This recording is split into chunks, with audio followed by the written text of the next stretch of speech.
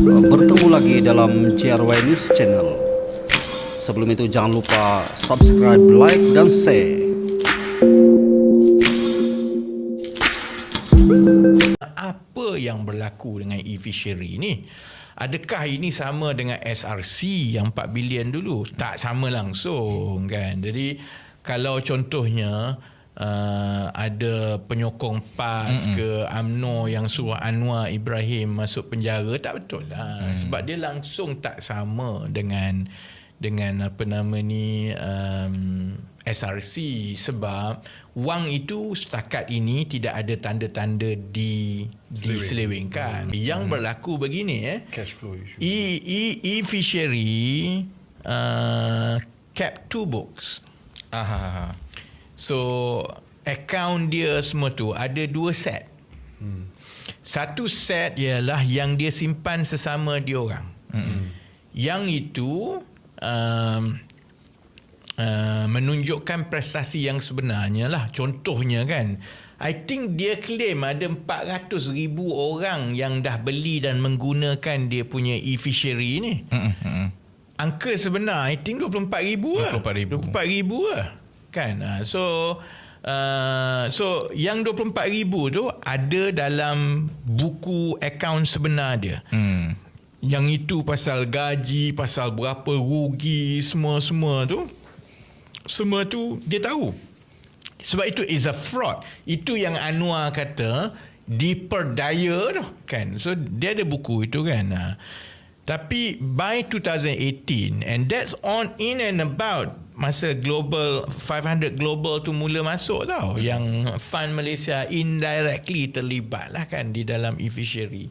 I think by 2018 tu, if I'm not mistaken lah, daripada laporan-laporan media semua kan, dan saya mengikuti dengan agak rapat, by 2018 tu they were running out of cash already lah. Jadi masa itulah yang mula berlaku ada 2 set buku akaun ni. So yang set yang betul, yang memang rugi, yang 24,000 saja, dia tak boleh grow semua tu, yang itu dia simpan untuk sama-sama dia orang lah. Tapi yang dilaporkan secara rasmi kepada pelabur semua, dia mula buat satu set buku akaun yang baru lah. Dan macam mana dia menipu? Buat shell company lah. So, dan dia tak banyak beza dengan apa yang kita pernah lalui di Malaysia sendiri. Pasal serba dynamic. Itu pun aku tak faham orang kita ni. Orang kita yang 200 juta kuab ni, dia punya bising satu dunia tau sekarang lah semua. Bukan, not that I'm defending Anwar Ibrahim ke ataupun kerajaan ke apa. I'm trying to be as objective, dan saya kurang selesa kalau perkara ini cuba dijadikan mainan politik semata-mata. Ingat tak serba dynamic dulu? Serba dynamic ni sebenarnya berlaku kejatuhannya semasa pentadbiran PN, yang mana ada UMNO dalam tu, ada Bersatu dalam tu, ada Wawasan dalam tu, ada PAS dalam tu kan.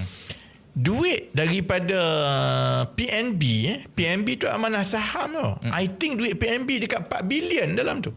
Campur lagi dengan duit tabung haji, duit yang EPF, I don't know how much dalam serba dynamic. Serba dynamic pun buat benda yang sama lah. Shell company dan juga fictitious invoice. So kalau dalam kes serba dynamic dulu tu, bila SC pergi rampas tu, ada semua fake chop, Petronas semua ni ada semua kan. Jadi benda yang sama juga berlaku dengan e-fishery. Dia buat shell company yang tak wujud, kemudian dia invoice those company. Jadi nampak okey lah. Tapi benda tu tak wujud, jualan tu tak berlaku. Jadi akhirnya duit tu tak pernah ada lah. Tapi financial statement terus menunjukkan lah jualan, revenue going up semualah. Dia hanya berakhir apabila ada whistleblower dalaman.